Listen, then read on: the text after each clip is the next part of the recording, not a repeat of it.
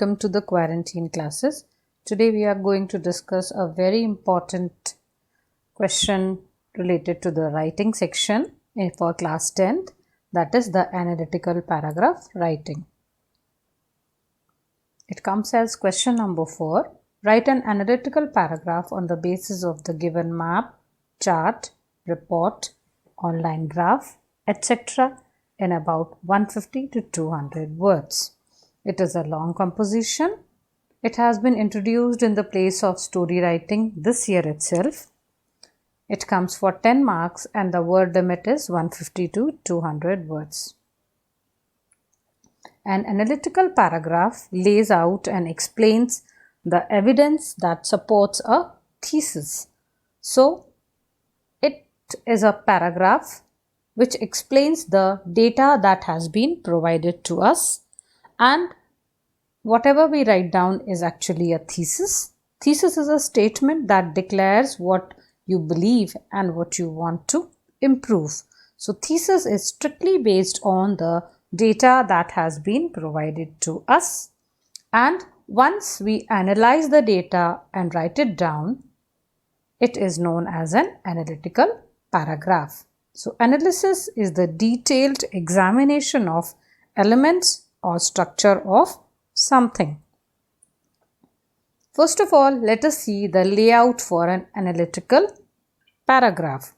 The analytical paragraph has 3 parts. The first one is the introduction. Introduction is the first paragraph where you are going to introduce or just simply analyze the given data.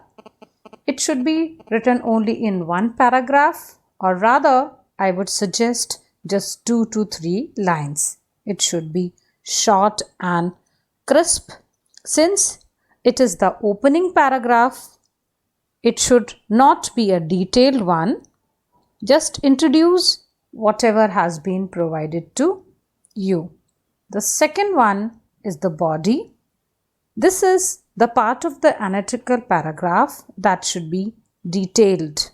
It should contain all the informations about the data that has been provided to you, and the significant details should be chosen, and elaboration of the analysis that you have done or that you have introduced should be done in the body, and the body should be broken into 2 or 3 sub-paragraphs. Breaking the body into paragraphs or sub-paragraphs makes it easy for the reader to understand it, and it is important to leave one line after each paragraph so that whatever data or whatever analysis you are giving can be differentiated into different paragraphs, and it is easy for a person to understand. The first thing to be kept in mind while writing the body is the organization of the information.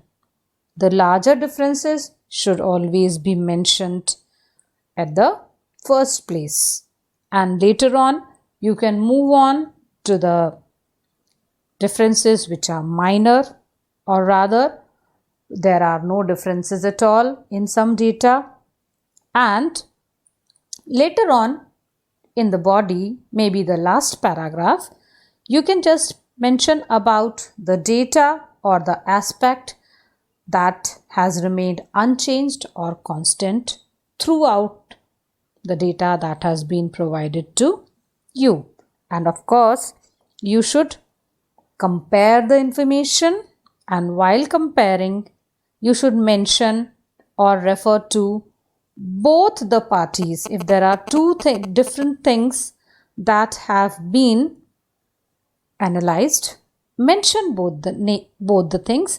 Their name should be mentioned, and then only a proper and effective comparison can be made, and it should be very, very concise. If there are many years given, it is not important to mention all the years. You can take 2 or 3 years together and then go on describing it, because we do have a word limit of 200 words. So it is very important that we make our analysis very concise and accurate. Then the last portion is the conclusion. Conclude your analysis in this one. This should also be completed in a single paragraph, and it should include the nature and act of all the different data that has been provided to you, and it should be kept in mind that we should not include our personal opinions, conclusions, or observations. Then here are some key points to remember while attempting the analytical paragraph. First of all, read the question carefully. Whatever the question is, you should go through it very carefully. Then analyze the data given to you. Whatever the data has been provided, analyze it properly. See both the things that have been compared or any other important data that has been provided to you, and summarize it properly by selecting the main features. Like I have told you earlier, the largest differences, the smallest differences. There are some things which remain unchanged throughout the data, and some changes might be there which are very, very evident. Those should also be included. If needed, make relevant comparisons. And most important thing to keep in mind is that we should not give our personal views or personal opinions or any information that we have or any data that we know, because while writing analytical paragraph, we should just stick to the data and the information that has been provided to us in the question itself. Then I have mentioned earlier, still I feel I should tell it again, that we should leave one line after each paragraph so that the paragraphs are distinct, because we are not using any headings in the analytical paragraph writing. The first paragraph will always be the introduction, the second, third and fourth will be the body, and the last paragraph would be the conclusion. One more thing to be kept in mind is that first person pronouns should not be used. And the most important thing is to complete your answer within the word limit. You shouldn't write down less than 150 words and you shouldn't go beyond 200 words. So it would be fine if you finish off your answer within 160 to 190 words. Then these are the tips for writing analytical paragraph. First is the introduction. There are some phrases which can be used to introduce the paragraph. These are just some of the suggestive phrases. You can use your own whenever you feel like. The chart given above describes, the table suggests, the line graph depicts, the data given provides, the information about, the pie chart illustrates. Feel free to use your own introductory phrases also. Then for describing trends, the following phrases and words can be used. A pattern of growth, rapidly doubled, skyrocketed, soaring high. These all phrases can be used for a rapid growth or increase. Some phrases like declined, plummeted, they can be used for decrease. Stagnated is where there is no change. Fluctuating again can be used for the data that is fluctuating higher and lower. For describing quantities, the following phrases can be used. 1/3 of, nearly 1/4 of, majority of, on average, almost equal, the highest, the lowest, etc. can be used. You can also make use of percentage while describing the quantities. more than 80% off, less than 50% off, 20% off. Those can also be used to describe the quantities. Then for establishing a relationship or contrast, use phrases and words like similarly when you are showing the similarity.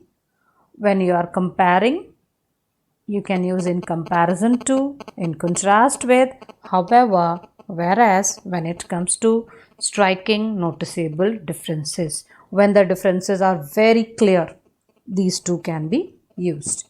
Then for conclusion and other connecting paragraphs, and the following phrases can be used: overall, in all, in a nutshell, in short, therefore, including, subsequently. There is no hard and fast rule that you should be using the phrases that I have told you here. You can have your own phrases and words, but these are some of the suggestions and these are the most commonly used ones. Now, let us see an example. We have a table which shows the internet activities for 6 categories for different age groups. Write an analytical paragraph for the table given in around 150 to 200 words.